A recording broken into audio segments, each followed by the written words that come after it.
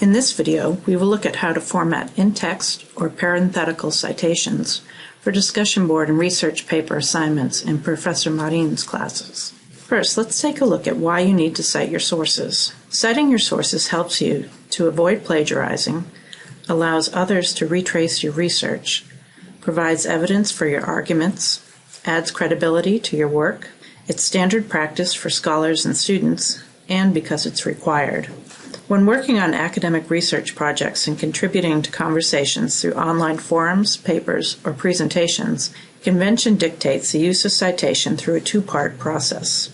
First, acknowledgement of the source with a brief notation after you use it in the body of your work, aka the parenthetical or in-text citation. This is a brief notation, and it links your audience to the second part of your citation, which is a more detailed description of the source that is located in the References or Works Cited page at the end of your work. This detailed citation allows your audience to find the creator and source and reuse the information themselves.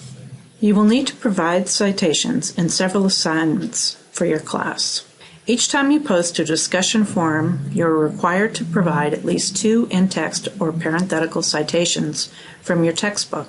And for your research paper, you will be required to provide a complete works cited page in addition to your in-text citations. So let's take a look at what a citation is. The citation for any source includes information about who wrote it, what it was called, and when and where it was published. For this sociology textbook, our author is James M. Henslin. The title is Essentials of Sociology, A Down-to-Earth Approach. It was published in 2015 by Pearson in Boston.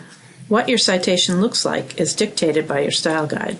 Here is an example of the citation for our textbook example in 2 different styles, the MLA and APA. Each citation includes the same information but is presented differently. This presentation is based on the style guide. Your professor will tell you which style guide you will use for your citations. For Professor Marin's classes, he requires that you use the MLA style guide. We have a database that will help you format your citation called EasyBib. Instructions for using EasyBib are available in the LibGuide for your course. So let's take a look at in-text or parenthetical citations. In MLA style, referring to the works of others in your text is done by using what is known as parenthetical or in-text citation. This method involves placing relevant source information in parentheses after a quote or paraphrase. Parenthetical citations lets your reader know when you've used information that is not your own and corresponds to a source listed on your works cited or reference page. What does a parenthetical citation include?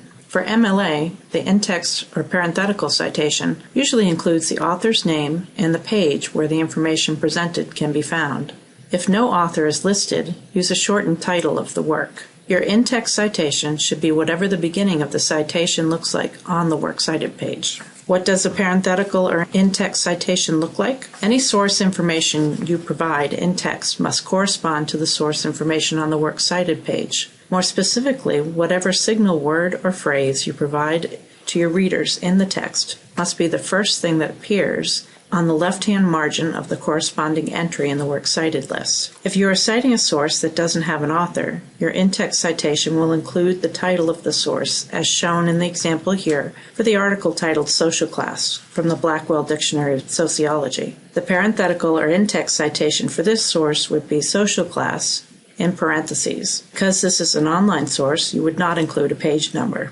In the example given here for the textbook, your in-text citation would be the author's last name, Henslin, and the page number where the information you're referring to can be found. For example, if you find information on page 67 that you use in your discussion post or paper, the parenthetical citation would be Henslin 67 in the parentheses.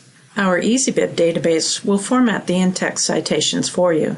Once you've entered your sources into EasyBib, you can get the in-text citation by clicking on the parenthetical link for the source. EasyBib will show you what the in-text citation should look like. All you need to do is include the page number for the information you are using. You can find more information about formatting parenthetical citations, works cited pages, and EasyBib in the LibGuide for this class and on the library's website. Contact a librarian for help with research and citation. And the Purdue OWL website provides in-depth descriptions on writing, citing, and using style guides. This is an excellent source for students and was used to help develop this video.